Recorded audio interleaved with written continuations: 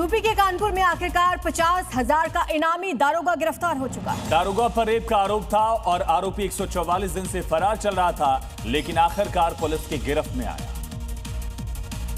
दरअसल आरोपी दरोगा अमित मौर्य निलंबित है क्योंकि उसके ऊपर एक नाबालिग ने दुष्कर्म का आरोप लगाया था, जिसके बाद से आरोपी फरार चल रहा था। पुलिस ने आरोपी के खिलाफ 50,000 का इनाम भी घोषित कर रखा था। इसके बाद से पुलिस और क्राइम ब्रांच उसकी तलाश में लखनऊ, प्रयागराज, गोरखपुर, गाजियाबाद, महराजगंज, मेरठ में दबिश दे रही थी। करीब 144 दिन फरार रहने के बाद आखिरकार योगी पोस्ट ने आरोपी निलंबित दरोगा को धर दबोचा। यूपी में महिला सुरक्षा सबसे टॉप पर है, इसलिए आरोपी कोई भी हो उसके खिलाफ एक्शन जरूर होता है।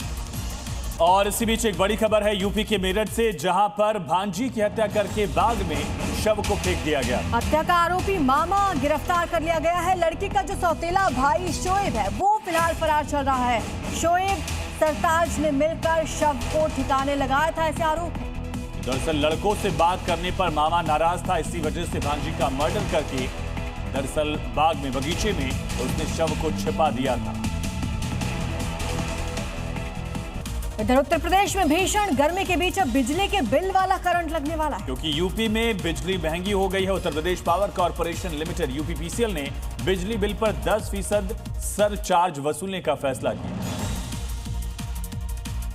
यूपी में जून के बिजली का बिल लोगों को झटका देने वाला है, क्योंकि लोगों को जून के बिजली के बिल में 10% एक्स्ट्रा पैसे देने होंगे। और वो इसीलिए क्योंकि उत्तर प्रदेश पावर कॉर्पोरेशन जून के बिजली बिल के साथ में सरचार्ज लेने का फैसला किया है। क्योंकि उत्तर प्रदेश पावर कॉर्पोरेशन ने जून के बिजली बिल के साथ ही सरचार्ज लेने का फैसला किया है। ऐसे समय में बिजली दरों में बढ़ोतरी हुई है, जब यूपी के कई हिस्सों में बिजली कटौती और आपूर्ति संबंधी शिकायतें लगातार सामने आ रही हैं। ऐसे में ये फैसला लोगों को टेंशन देने वाला जरूर है। और चलिए अब आपको दिखाते हैं अलग अलग राज्यों से आ रही 5 बड़ी खबरें। भोपाल में एनएसयूआई कार्यकर्ताओं ने नीट पेपर लीक समेत कई मुद्दों को लेकर प्रदर्शन किया। सरकार के खिलाफ नारेबाजी की। पुलिस ने प्रदर्शनकारियों को हटाने के लिए वाटर कैनन का इस्तेमाल भी किया।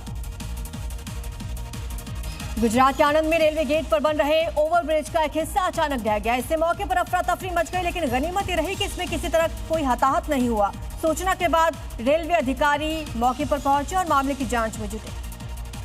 बिहार में एक और पुल भ्रष्टाचार की भेंट चढ़ा। गोपालगंज को बेतिया से जोड़ने वाला पुल कभी भी ध्वस्त हो सकता है। पुल के 2 स्पैन के बीच 6 इंच का गैप हो गया है। किसी तरह से हादसे से बचने के लिए प्रशासन ने पुल पर आवाजाही बंद करा दी। आगरा में 3 मंजिला इमारत में अचानक भीषण आग लग गई, जिसके बाद इलाके में अफरा तफरी मच गई। बिल्डिंग के एक फ्लोर पर लाइब्रेरी चलती थी। गनीमत रही सभी छात्रों को सुरक्षित बाहर निकाल लिया गया। महाराष्ट्र के नागपुर में अहिल्या देवी होलकर की जयंती के मौके पर श्रद्धांजलि देने के मामले को लेकर विवाद हो गया। विधायक गोपीचंद, विधायक रोहित पवार के समर्थकों के बीच धक्का मुक्की हुई। हालांकि समझा बुझाकर पुलिस ने मामला शांत कर। पश्चिम बंगाल से बड़ी खबर आ रही है, जहां अभिषेक बनर्जी पर हमले को लेकर ममता बनर्जी का एक बयान सामने आया है। ममता बनर्जी ने बड़ा आरोप लगाया। कहा कि अस्पताल में अफसरों ने मेरे सामने फोन करके धमकी दी। आगे कहा, मैं अभिषेक को घर लेकर जा रही हूँ। उन्होंने कहा घर पर फैमिली डॉक्टर इलाज करेगा। दोनों अस्पताल में हमें डराया गया, ऐसा आरोप लगाया है ममता बनर्जी। तो अभिषेक बनर्जी को लेकर अस्पताल ने छुट्टी देते हुए कहा कि उनको कोई गंभीर चोट नहीं है, भर्ती करने की जरूरत नहीं है। इसी पर ममता बनर्जी भड़क गई।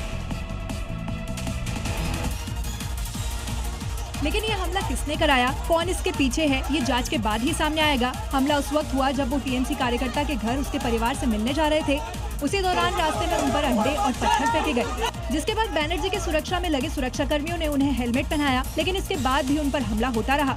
वीडियो में देखिए कैसे उनके कपड़े तक फाड़ दिए गए। अभिषेक बैनर्जी हमले के बाद कोर्ट जाने की बात कह रहे हैं।